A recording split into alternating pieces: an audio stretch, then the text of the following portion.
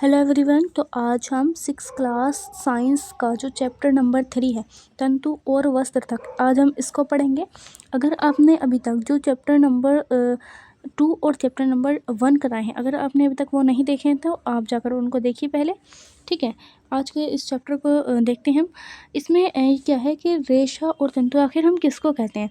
तो रेशा और तंतु जो होते हैं वो एक महीन धागा जो होता है ना, जो महीन धागा, बहुत ही बारीक धागा जो होता है जिससे कि कपड़ा बनाया जाता है, यानी कि जो महीन धागा है उसको रेशा और तंतु कहेंगे और उसके द्वारा फिर कपड़ा बनाया जाता है। अब ये जो रेशा या फिर जो तंतु है, ये इसके प्रकारों की बात करें तो फिर ये 2 प्रकार के होते हैं।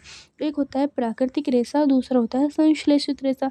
प्राकृतिक रेशा क्या होता है कि जो पौधों और जानवरों से प्राप्त होता है, जिसमें कि उदाहरण के लिए अगर हम इसमें समझें तो जो कपास है, जूट है या फिर जो पौधे हैं, रेशम के अंतर्गत रेशम कीट के जो कोकून होते हैं, यानी कि जो रेशम का जो धागा निकाला जाता है, रेशम का जो रेशा निकाला जाता है, वो रेशम कीट एक कीट है ये, उसके कोकून से निकाला जाता है जिससे कि रेशम का धागा बनता है। और जो जूट का धागा है वो एक पौधे से बनता है।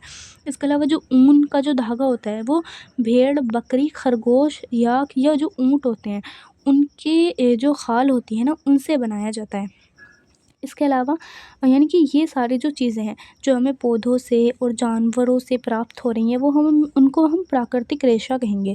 जबकि जो संश्लेषित रेशे होते हैं उसका मतलब होता है कि जो मानव के द्वारा रासायनिक पदार्थों से निर्मित होते हैं, यानी कि ऐसे रेशे जिसको मानव ने रासायनिक पदार्थों का उपयोग करके बनाया होता है, उनको संश्लेषित रेशा कहा जाता है। जैसे कि उदाहरण के लिए जो रेयन का धागा आता है, रेयन के कपड़े जो आते हैं ना, उनका जो धागा होता है वो संश्लेषित रेशे के अंतर्गत है और वो मानव के द्वारा ही बनाया गया है।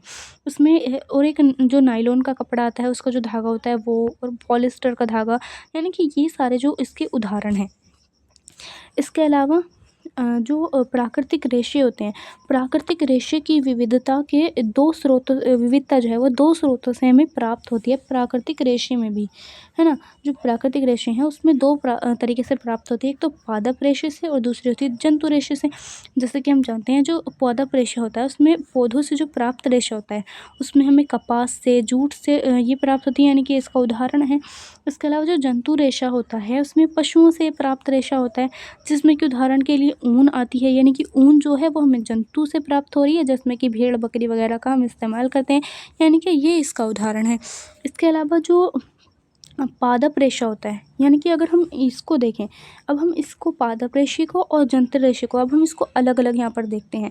पहले पादप रेशे को देख लें। तो पादप रेशा जो होता है, जैसे कपास होती है, कपास से किस प्रकार से हमें पादप रेशा प्राप्त होता है। तो ऐसे होता है, पहले जो पौधा होता है, काली मिट्टी या फिर जो गर्म जलवायु होती है जहाँ पर, यानी कि ऐसा स्थान जहाँ पर काली मिट्टी हो और गर्म जलवायु हो, गर्म वहाँ का वातावरण हो, तो वहाँ पर ये कपास का पौधा उगाया जाता है। जैसे कि गुजरात है, वहाँ पर गर्म जलवायु रहती है, काली मिट्टी होती है, और महाराष्ट्र है, पंजाब है, उड़ीसा है, यानी कि ये ऐसे क्षेत्र हैं जहाँ पर मिट्टी भी काली है और वहाँ की जो जलवायु है वो भी गर्म है वहाँ पर, है ना, गर्मी वहाँ पर पड़ती है।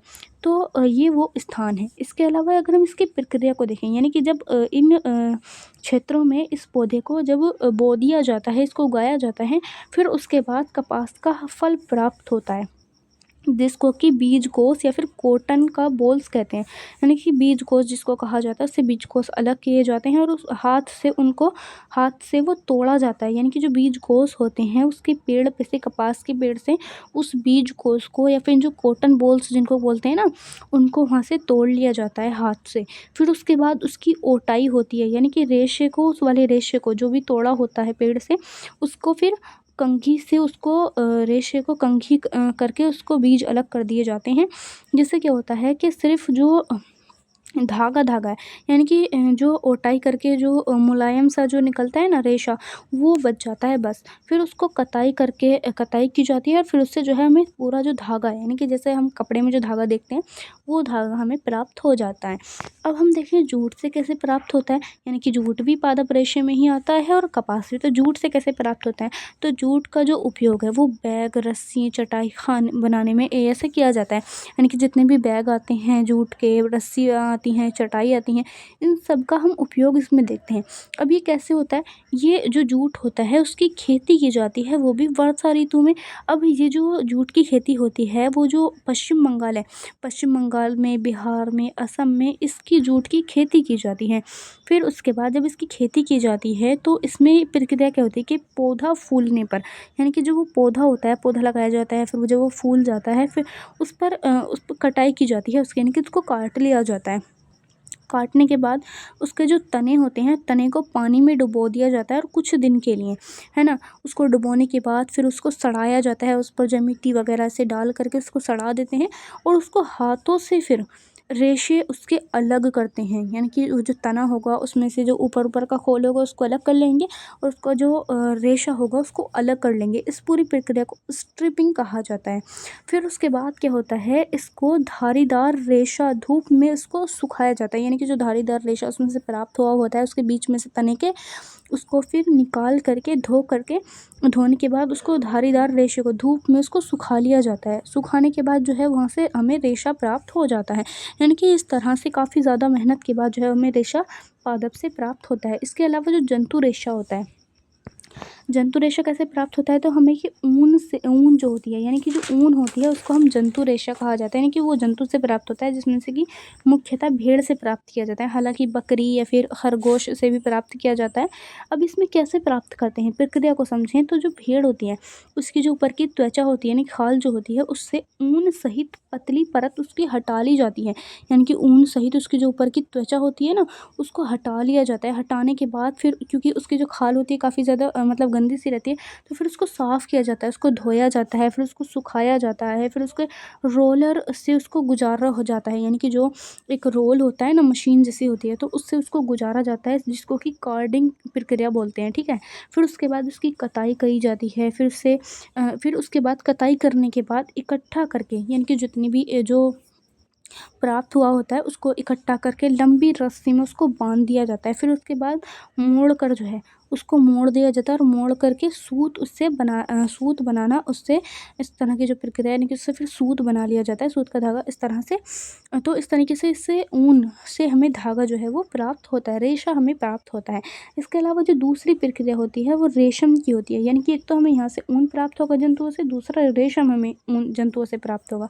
रेशम कैसे, रेशम का जो धागा है वो रेशम कीट है ना, एक छोटा सा कीड़ा होता है, उस कीट नामक कीट से उसकी जो लार से प्राप्त ये जो रेशा है, यानी कि रेशम जो है उसकी लार से प्राप्त किया जाता है।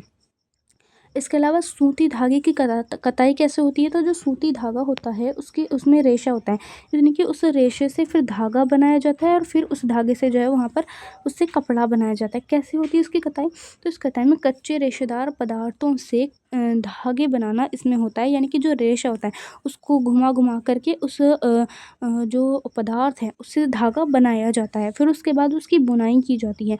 इसमें क्या होता है कि सूत के 2 सेटों को, यानी कि जो सूत होता है उसके 2 सेट होते हैं, उन दोनों सेटों को एक साथ व्यवस्थित करके कपड़ा बनाया जाता है, जो जिसको कि करघा कहते हैं, यानी कि करघे के द्वारा उससे ये कपड़ा इस तरह से बनाया जाता है। फिर उसके बाद एक ही धागे से एक कपड़ा बनाया जाता है, यानी कि 2 तरीके इसके हैं, एक तो बुनाई का तरीका जिसमें कि करघे से 2 सेट इसमें बनाए जाएंगे, और दूसरा तरीका है इसमें मशीन से, यानी कि मशीन से क्या होता है कि इसमें एक ही सेट बनाया जाता है और एक ही धागे से इससे कपड़ा बना लिया जाता है, यानी कि इस तरह से जो है वो कपड़ा यहाँ पर बनाया जाता है, यानी कि रेशे से धागा, फिर धागे से जो है वो कपड़ा यहाँ पर बनाया जाता है, ठीक है। फिर उसके बाद अगर हम देखें तो इसके इतिहास को, यानी कि वस्त्र सामग्री के इतिहास को अगर हम यहाँ पर देखें तो प्राचीन लोग जो थे, यानी कि जो बहुत पुराने टाइम के जो लोग हुआ करते थे ना, वो पेड़ की छाल, बड़े पत्ते या फिर जो जानवरों की खाल हुआ करती थी या फिर जो फर हुआ करते थे उसको पहनते थे वो लोग। फिर उसको कृषि समुदाय में बसने के बाद टहनियों, घास से चटाई और टोकरियाँ वहाँ पर बनाई जाती थी, है ना। फिर इसके अलावा जो प्रारंभिक भारतीय थे वो सूती वस्त्रों को पहनते थे। इसके अलावा जो प्राचीन मिस्र में कपड़े के लिए कपास और सन का उपयोग किया जाता था। जो इसके अलावा जो सिलाई की सुई हुआ करती थी, यानी कि सिलाई की जो सुई हम देखते हैं उसके आविष्कार के बाद कपड़े की सिलाई शुरू की गई। उससे पहले, यानी कि जब सुई नहीं बनी थी उससे पहले यहाँ पर कपड़े की सिलाई नहीं हुआ करती थी। तो ये थी आज की हमारी वीडियो। आज के लिए इतना ही, मिलते हैं नेक्स्ट वीडियो में। Thank you.